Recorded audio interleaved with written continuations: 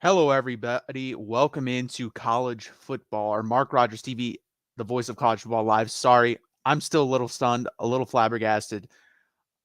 um, guys, I was going to go off. I was going to be angry. I'm still pretty angry, but overall, Texas does get the win. Let's flash that up, score up there for you. I'm sure if you guys are watching this, you saw it, but this is the 40 Acres postgame show live postgame show. I'm going to actually, for some reason, it did not save. So let's do this. Texas beats Kansas State 33-30, guys. And it was exciting. It was fun. It was a nail biter. It was a game that should not have been this close. Texas was the better team by a lot. And I could say that a lot of games this year where the game was close or even when they lost, just like Oklahoma. Or that game, Oklahoma's a better team. I'll give you that. But I think Texas is a better team overall than Oklahoma. This game, we were clearly the better team, Kansas State. And Malik Murphy just decided to say, nope, this is going to be closer than it should be. And that's exactly what happened here. We do come up with the win. Great job by the defense on fourth down. They were definitely the best unit we had all day. Special teams even had a blunder with the Ryan Sanborn block punt. But we survived. We survived, guys. And before I jump into your comments, we do have a little bit of homework for you guys. Just a little bit. We don't have a lot. We just got a little bit over here. And we're going to pull that up. It's going to be go over to ticketsmarter.com. If you guys are going to go to a game, save some money. Be easy on your wallet. Type in code BIG for $5 off a purchase of $100 or more. And type in code BIG20 for a purchase of $300 or of a purchase of $300 for $20 off or more, or $20 off, sorry. And then subscribe to our new SEC channel. Again, Texas is going to be going to the SEC. Oklahoma is going to be going to the SEC. So go over there, subscribe to that. Go over to the Big 12 channel, subscribe over there for me. Guys, we're trying to go a bigger brand at the Big 12 channel and the Texas channel. So go over to the SG1 Sports Texas channel, like and subscribe. Go over to the Big 12 channel, like and subscribe. It really helps out, guys. I really appreciate when you guys do that. And while you're here, hit the like button, subscribe down below. We're going to be here for a minute talking about this game because there's a lot to talk about. Honestly, we survived. We survived. And at the end of the day, it's a good win versus a good football team. But it shouldn't have been this close. We should have won this game by at least 3 scores. I think Sark has a little bit to do with that. I think Malik Murphy has a lot to do with that. I think those are the two culprits, in my opinion, and we will talk about that.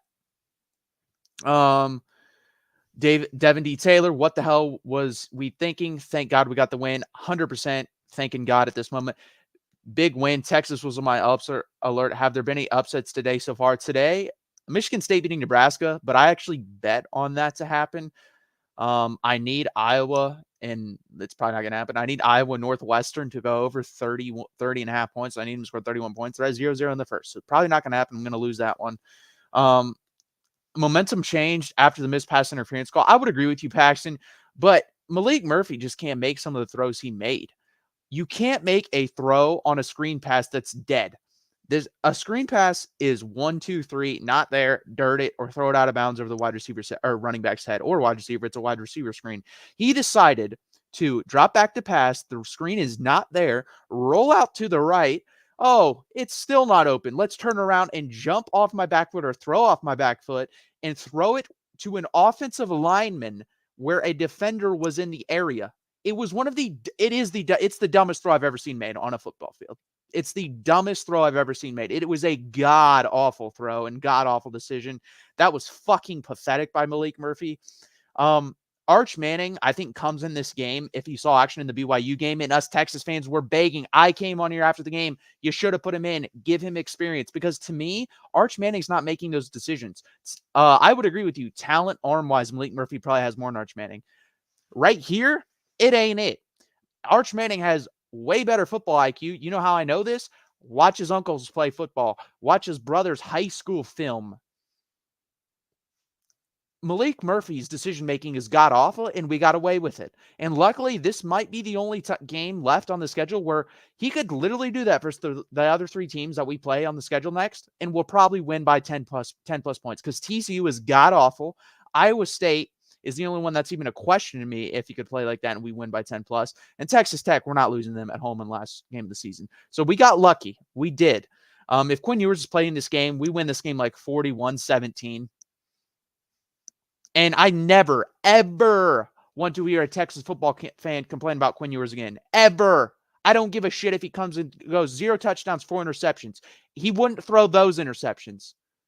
He would not throw those interceptions. That is freaking terrible. Freaking terrible. So I don't want to hear anything about that anymore. Congrats, Texas. Yeah, it feels like a question mark after that. Pretty pathetic performance when you're up 27-7. So I do have an issue with that. Arch to Notre Dame. Arch isn't going to transfer. Because from what I saw today, Arch Manning's a starter next year. I don't even have to see Arch Manning, and I know Arch Manning's going to be the starter next year because Malik Murphy ain't it. Malik Murphy has talent, but I cannot watch this guy continually throw balls he has no business throwing. None. They're not even 50-50 balls at this point. They're 70-30 balls for the defense at best. At best. He's a scrub. A scrub. And yes, I'm angry, and I should be angry, and nothing will change here. There's a 1% chance in hell that Malik Murphy turns into anything good. Sorry, he's not. He's not good. This game shouldn't have been close. I don't know how you fix things when they shouldn't even have to be taught. They're just common sense. It's unbelievable to me. Is Ewers gone for sure for the whole season? No, I actually think he'll probably be back versus Iowa State again. Malik is bad. Malik could play like this again next week, and we'll beat TCU because TCU is not good at all. TCU is nowhere. I mean, TCU's god awful. TCU's one of the 2 or 3 worst teams in the conference. So we'll beat them. But Iowa State he needs to be back for because the 3-3-5 defense does give us trouble. Other than today, we did play well versus it. But he needs to be back for that Iowa State game. It's a hard game. I've been saying that for a month now that I think that's the hardest game left on our schedule. And it would have been if we just hold on in the second half and just honestly hand it off every time and don't allow Malik Murphy to touch the ball for more than 1 second. But it's going to be interesting. I meant for next year. Yeah, I don't see Quinn coming back next year. I don't see a point to it, honestly, for any party. I think it's time to move on. If it's Arch, if it's Malik, then yeah, please come back. Pay him $10 million if you have to, because Malik should never be the quarterback after this year at the University of Texas. Paxton, Sweat is a monster. Sweat is a monster. The whole D-line is very good. Defensively, our safeties are our biggest weakness. Jaron Thompson gets burned again for a touchdown. I like Michael Tapp as like a floating type guy and a ball hawk. I like Catalan coming downhill and hitting people when he is healthy. And I like Derek Williams, but he's just not there yet. Derek Williams will probably be out of the 4 guys, be our best coverage guy when it's all said and done, but he's just not ready this year. But yeah, Sean, I mean, I don't see a scenario unless he gets paid a lot of money and falls out of the first 2 rounds that he comes back. Right now he's like a late first round, early second round pick. You got to leave at that point. Christopher Foote with a random question. I feel like everyone likes that, so I don't know. Fix the dumb penalties.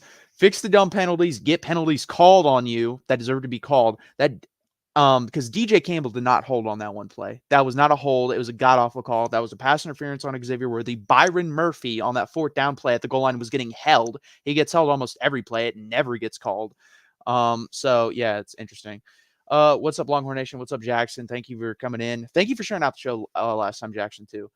Rod, even though the QB was bad, the play calling was bad. Was it? Was it? I saw guys open, and he didn't throw it. I saw the one play to Xavier Worthy. He's open by 10 yards. He underthrows him.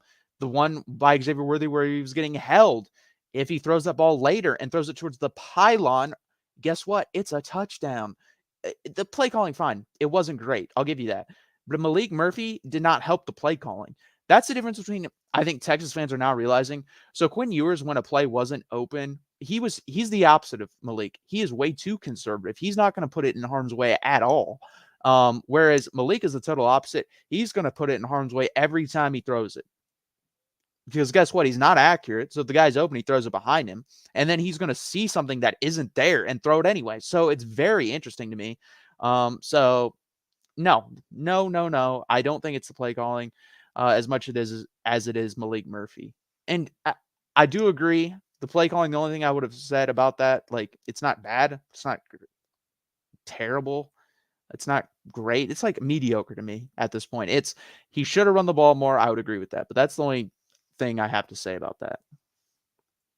Malik got cocky early. No offense. If he got cocky, then what?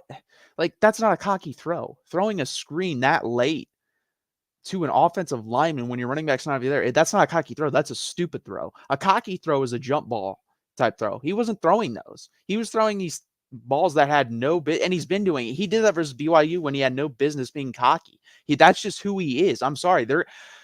I've seen enough football to where I know when a guy is who he is, and he is who he is, you're not going to take that out of him. He's a gunslinger. He's going to make really stupid throws a lot of the time, and you're going to have to live with them.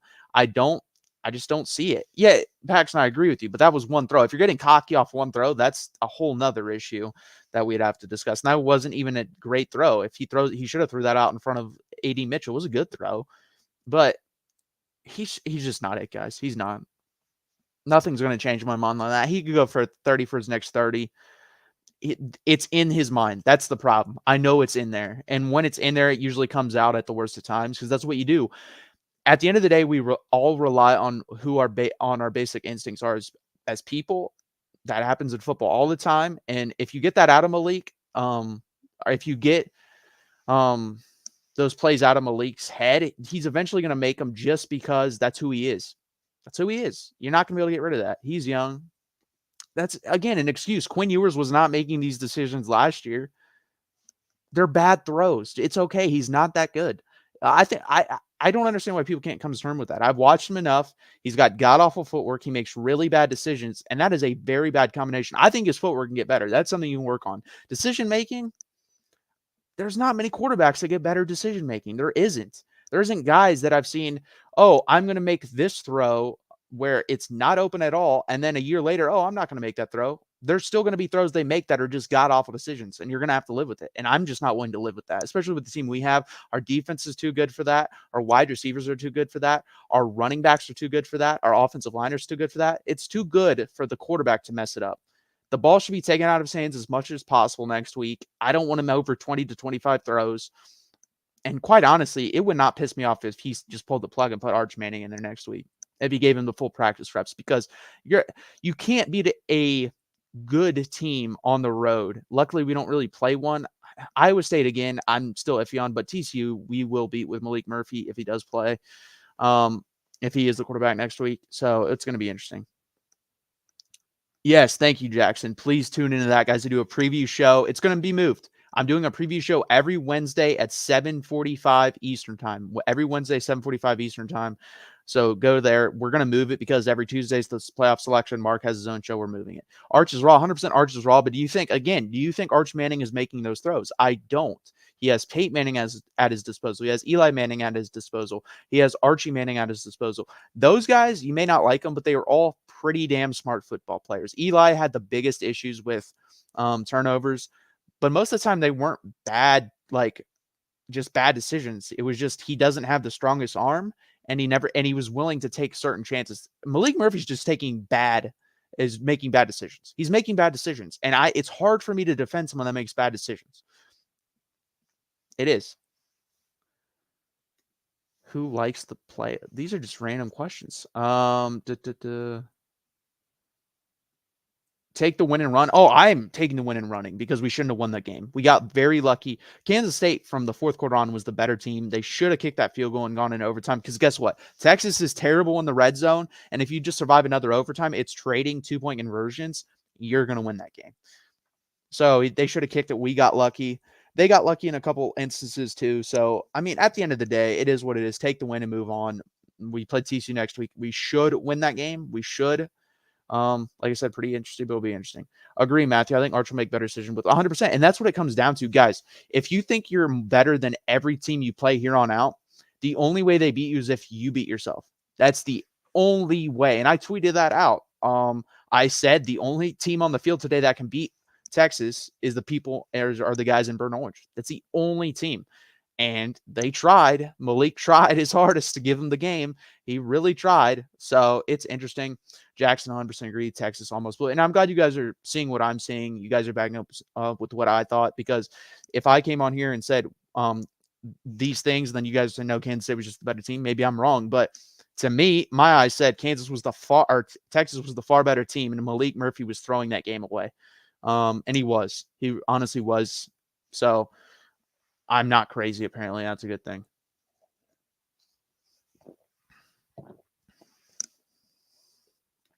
And guys, we can talk a little bit more about any game you want to talk about. We don't just have to talk about Texas. My rant is over on them. Obviously, take the win. Play calling, I do agree, wasn't great. Wasn't terrible though. You just need a guy that's not going to make game costly decisions, and Malik just constantly does that. And I just don't understand how people can defend him. You can say, "Oh, he's young. Oh, he's raw." Da da da da. You just have some of these throws should never be made at the peewee level, at the high school level. He's making throws that they should never be attempted. That's my biggest issue with him. He's making throws that should never be attempted, and he's doing it on a routine basis. On a routine basis, and it's infuriating, honestly. Oh, watch yourself with TCU's. The problem I have with TCU's, Jackson, their offense, who's their quarterback's not that good. And then their defense, like, they don't have anything that's like, damn, that scares me. Kansas State had a couple things like, damn, that scares me. And they just don't. Iowa State, their defense scares me. And if Malik's going to play like this, we probably can't beat them on the road. I'm starting to come to those terms. I'm hoping Quinn will be back. At that point, it'll be a month. The time frame on those injuries is usually 3 to 6 weeks. A lot of guys usually do 3 weeks and then get it shot, and they're usually good. I'm hoping that's what he does. We don't even need Quinn to be good in that game. We honestly need a guy just to go in there, be able to throw it 15, 20 times, try to push the ball down the field a little bit so you can open up the run game underneath versus the 3-3-5 and hold on to the ball. That's what we need.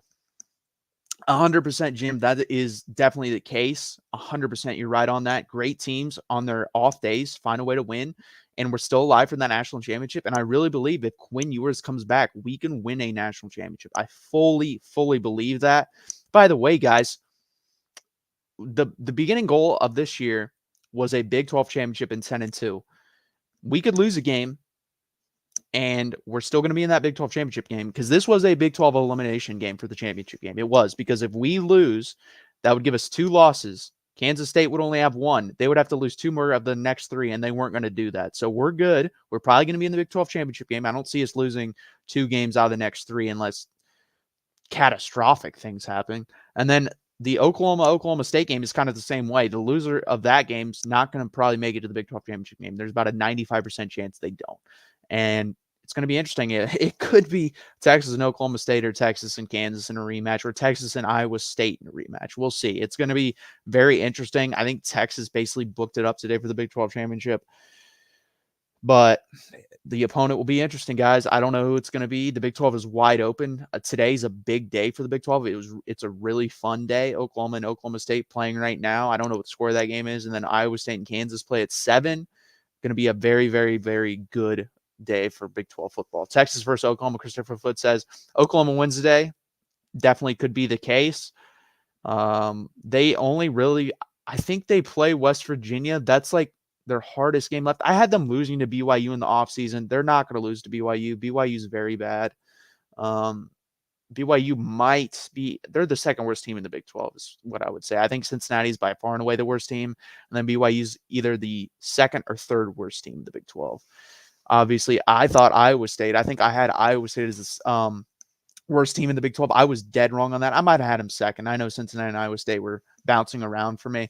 Matthew, is it time for a beer? I don't drink, so it may be time for you to drink. It may be time. If I did, I would be drinking heavily right now. So it'd be very good time for that. Yes, you can definitely crack one open. If I'm having one, though, I'm having 8 because I'm trying to forget that game. That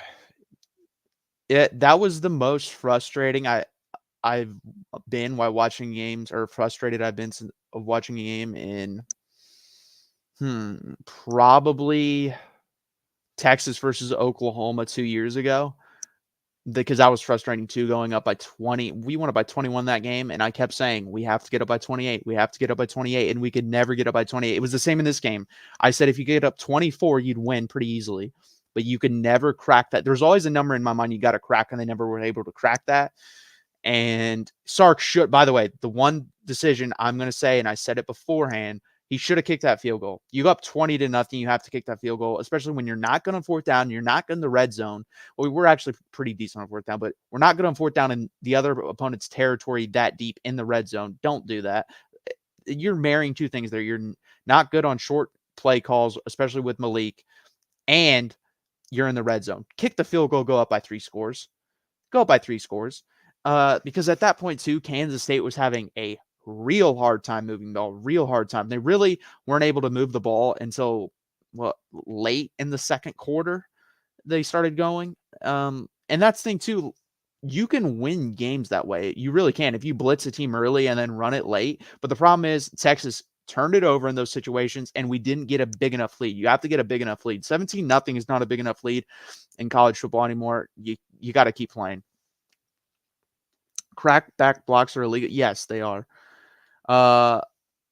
Yes, 100%. Texas very lucky to get out with 100%. Very, very, very lucky. Should have won by more. Could have lost. It's very, very interesting. Horns overcame themselves. Kansas State and the refs. Okay. The refs, yes, they were bad. Do I think they were costing us the game? No, we were doing that to ourselves pretty easily, especially, again, Malik Murphy. I hate just clowning on a guy, but it's really hard when I'm watching a game and he's making decisions that I think a 5 and 6-year-old could easily not make. And that's my biggest issue. They held them, though. Got to give them credit. Thank you for that. I do agree. I'm not even going to lie. I went downstairs to do this preview show when Sanat caught that play, got him down inside this 7-8 yard line. I was like, we're gonna lose, and then I went back up and we won. I didn't even watch it because I was so angry, guys. I was so pissed off. It infuriated me because tweeted this out too. I've never seen a game where a team dominates that much and was tied. I've never seen that. It's very, very, very frustrating. I know I was frustrated by our own play as well. That's the issue. I have no issue when a team is like, damn, they just beat us. They just beat us. And that wasn't this game. That was it's like we took our gun out of our safe and decided let's blow our own heads off, because that's exactly what we did in this game. It had nothing to do with Kansas State for the most part. It had 85% of that, 80 to 85% of that was all on us. If we just did the things we were supposed to do and not make stupid decisions, we win this game by probably two plus touchdowns. And we did not do it. And again, that shows you how good this team is, though, guys. Kansas State is a legit top 25 team in the country. A legit. There's not 20. There may be 20 to 23, maybe you might be able to argue. They're for sure top 30. Let's say they're a top 30 team, and you just beat them by 3 when you played a C- game. That's the thing, too. It's so frustrating. Just play an A game, you win by 3 touchdowns. And I told Mark this in the offseason. I said, if Texas is going to lose multiple games, which they probably will, it'll be because of Texas. It won't be because of the opponent. It will be because of Texas, because there's only one team on our schedule that has the talent we did, and that was Alabama. That was the only team on our schedule that has the talent and coaching we have. And we beat them. We should not have lost to Oklahoma. We played it like a C- game in that one as well. And they ended up winning. I will say this, at least Oklahoma played an A game there. Kansas State didn't even play their A game. I thought Kansas State played like a B+ game, B game. And we were just trying to give it to them. We really were. It was just frustrating. Notre Dame is so bad. I bet on that one too. I thought Clemson would win. Notre Dame is highly overrated per usual. That Ohio State win looks worse and worse every week. That's their second best win, I guess. Penn State, I also don't think is that good. I think Michigan beats them by probably 2 to 3 touchdowns next week. And if they do that, Ohio State's best win of the whole season is going to be a Penn State team that goes 10-2 per usual, because they lose to no one else other than Michigan and Ohio State. And by the way, that doesn't make you a good team. James Franklin and Penn State keep getting away with this, and I absolutely hate it. You go 10-2 in the Big Ten, but you play 2 hard games every year, and you lose them every time, but you beat all these other teams that aren't good. Cool. What does that 10-2 actually mean? It means nothing. So I don't understand that. Great Moose. Great teams find a way to win, even when they're not at their best. Texas did what they had to do 100%. You take the wins, you move on. Believe me, I know that because 2 years ago we were 5-7, so I'll take the win. Paxton, Kansas State coach, went for the win. I did like the aggressiveness. But again, coaches need to have a better grasp on the game itself. I agree. If you're just in a vacuum, I think that's not a bad situation to go for. But situationally, I think it was a terrible situation to go for it, because Texas is reeling at that point. Their offense can't really move, and they're not a good closed-in team in the red zone. They're not. They're better in between the 20s, and overtime is literally played basically in the red zone. So to me, kick the field goal and keep moving that game along. To me, when you're the better team, you want the game to go on longer. When you're to go on longer. If you're the worst team, you want to end that thing as quickly as possible. And Kansas State was the better team at the end of the game. Make that game go as long as you possibly can, and you'll just end up winning because you're the better team. It's a war. Better teams win the war of attrition, and Kansas State at the end of the game was the better team. So just kick the field goal. If Rutgers actually had a QB, OSU probably loses today. Yeah, I watched the game for like 7 minutes. Obviously, I'm watching Kansas State, Texas.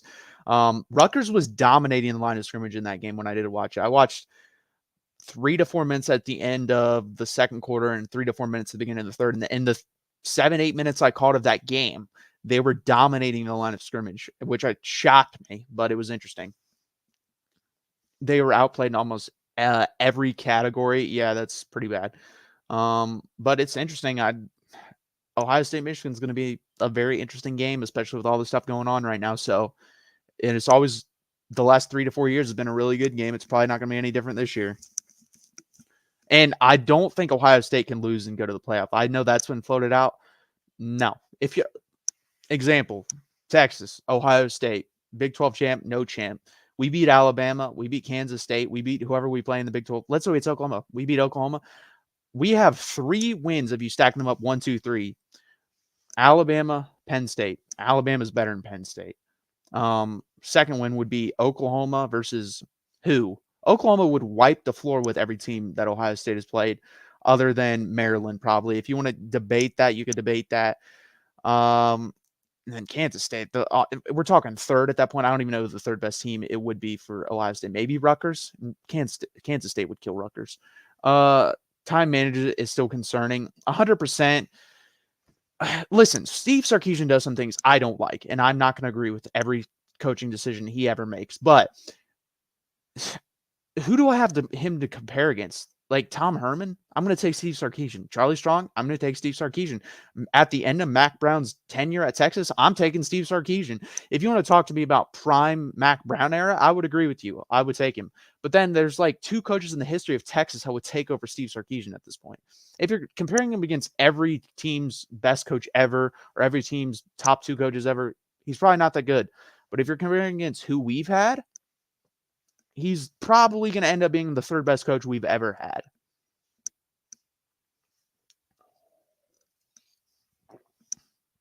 Paxton, ranked Kansas win. Good point, Paxton, Kansas. Your boy right here predicted Kansas go 9-3 in the Big 12 championship game. They may not make the Big 12 championship game. I think they are going to go 9-3. They play that Kansas State team, and they play them at home, and they can beat them. If they win tonight, they will be 9-3. They will be 9-3. And by the way, no one else predicted that. I also want some love for this. I said Jonathan Brooks was a dark horse Heisman contender in the preview shows, and I got laughed at for saying Jonathan Brooks was a dark horse Heisman contender. He's a dark horse Heisman contender. Is he going to win it? Absolutely not. But he'll be in the top 10 in voting. I'm pretty confident saying that. And no one else predicted that at the beginning of the season. And to show that I'm not just bragging, those are 2. I was wrong about Ohio State. I said they'd be the 3rd best team in the Big 10. They're either going to be the 1st or 2nd. So I was wrong on that. I'm willing to admit when I'm right, but I'm willing to admit when I'm wrong, but I'm also going to brag a little bit when I'm right. And I was right about those 2 things. I was right about Kansas being very good, and I was right about Jonathan Brooks possibly being Jonathan Brooks being a dark horse Heisman contender, because that's exactly what he did, what he is. The one thing I did hate, Jonathan Brooks fumbles. Kansas State goes in and scores. We don't see Jonathan Brooks on the next 2 to 3 carries. We see CJ Baxter. Jonathan Brooks is better than CJ Baxter. Jonathan Brooks does not go down on the first tackle ever. He falls forward every time. To punish him there literally cost us another drive. So, and by the way, I had the ball right here and a helmet came. That's a fumble no matter who's carrying the football. That's the one spot to where if you're hit the ball with your helmet, it's coming out no matter who the running back is. So I absolutely hated the benching there for the next couple of plays. That was very stupid. Exactly. Great. That was a great point. Thank you, Paxton. That's exactly what it was. It's a freak play that happens once in a while. Give the guy a break. I hate that shit. If he's just holding it out here and the ball gets hit out, bench him. but he's holding it high and tight, and it's a helmet there. That's going to be a fumble. That pissed me off. That was like one of the 2 or 3 things Sark did that pissed me off. Christopher Foote, is Kansas very good? Yes, they are. I know you keep hating on. You've been the one guy that continually says, "Oh, is Kansas not that good? Or is Kansas good? Is Kansas?" Yes, they are good. Kansas is going to be 9-3 at the end of the year, and you're going to sit here like an idiot because you kept saying Kansas isn't that good. Even if they go 8-4, they're still a top 30 team in the country at that point. They're still good. So I stop with that. But that was a great point, Paxton. That's exactly what it was, and stuff like that infuriates me. A guy's going to fumble once in a while. That too. I said, and this was my prediction. That was my prediction on Kansas. I said if Kansas has Jalen Daniels for, I didn't say 12 out of 12 games. I said if he plays 10 out of 12 games, they'll be in the Big 12 championship game. He's already way under that. He's only going to play maybe 5 or 6 if he comes back starting tonight, and I don't think he's coming back. He's a top 10 quarterback in the country. So yes, they would be. They honestly might have gone 10-2 with Jalen Daniels. Lance Leipold is fantastic. Michigan State, throw some money at him. It'd be a good hire. Texas A&M, throw some money at him. It would be a good hire. Texas A&M won't do it because that's embarrassing to hire a coach from Kansas. But if you take your ego out of it, Lance Leipold would turn around Texas A&M. He would scare the bejesus out of me if I'm a Texas fan or an SEC fan. He's one of the 10 best football coaches in the country. People are going to say, oh, what about this guy? This guy. He is a head coach at Kansas, guys, and he's doing this. Head coach at Kansas. He's phenomenal. I had him ranked as the second best coach in the Big 12, or third best, I think second or third best coach in the Big 12. I had Gundy 1 and either him 2 or Chris Klieman 2. By the way, I have nailed a lot of the Big 12 previews and predictions I've had, so I've been proud of that. Wrong on some other stuff, but good on that. Hell, imagine. I would love that. I would love that, but it's not going to happen. So no, we're done. I'm not even. Hell, imagine Texas with Daniels. But yeah, like I said, I think I had Gundy, Klieman, and Leipold. And I'm cool with those predictions because Gundy's doing a pretty damn good job with not a very good Oklahoma State team. Leipold's doing a really good job with a decent Kansas team. He's elevated them. And then Klieman just wins wherever he goes. So I liked it. Steve Sarkisian, I think I had 9th or 10th. He's definitely higher than that. He's probably 5th, 6th. I would have him. I'd probably have him there. I think Kalani Sitake is a very good coach. He's just not in a great situation right now. I still like Gus Malzahn. Yeah, I'd probably have Sark 5th or 6th, honestly. I think those 2 guys that I just mentioned would probably be just as good with his talent as Sark has been. So I would have those 2 guys ahead of him probably.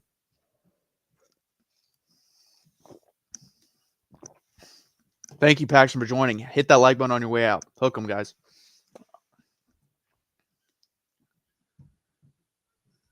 But guys, I really appreciate you being here. We need to promote this one other time.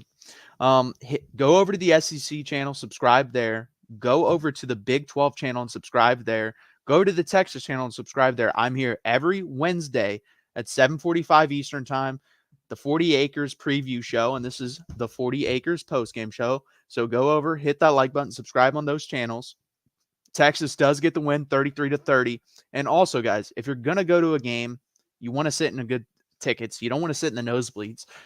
You're probably going to have to spend a decent amount of money to do that. To go to ticketsmarter.com, type in code BIG for $10 off a purchase of $100 or more, and then type in code BIG20 for $20 off a purchase of $300 more.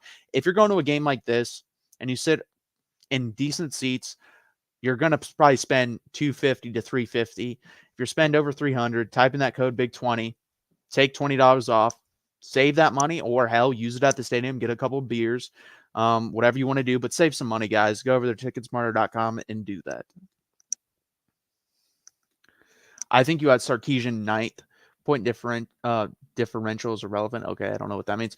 I think you had Sarkisian 9th. Yeah, I think I did too. I think he was either 9, 10, or 11. I think he was 9th, though. I think you're right, Christopher. Just an interesting week, interesting game.